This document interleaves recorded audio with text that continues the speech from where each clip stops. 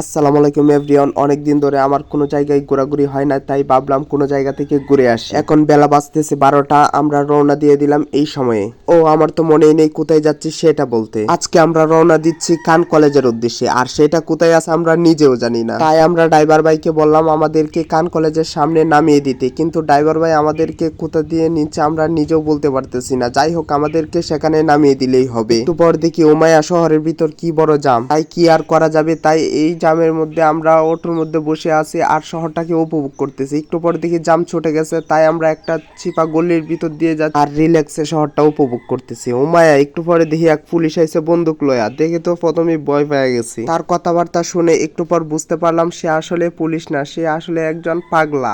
যাই হোক, সে ক্যামেরা দেখে আরো ক্যামেরার সামনে অনেক কিছু বলছে, সেটা আমি আপনাদেরকে শোনাতে পারছি না, মিউট করে ফেলেছি। অবশেষে অনেক ক্লান্তির পর আমরা সামনে পেয়ে গেলাম আমাদের সেই কাঙ্ক্ষিত কান কলেজ। আর কলেজের সামনে অনেক শিক্ষার্থীরা ভিড় করে দাঁড়িয়ে আছে, তাই ভিতরে ঢুকতে পারলাম না। শিক্ষার্থীদের দেখে মনে হচ্ছে তাদের পরীক্ষা চলছে, তাই তারা এখানে ভিড় করতেছে। কিছুক্ষণ পর থেকে তাদের পরীক্ষা শুরু হবে। আমিও একটা কাগজ নিয়ে তাদের সাথে দাঁড়িয়ে গেলাম।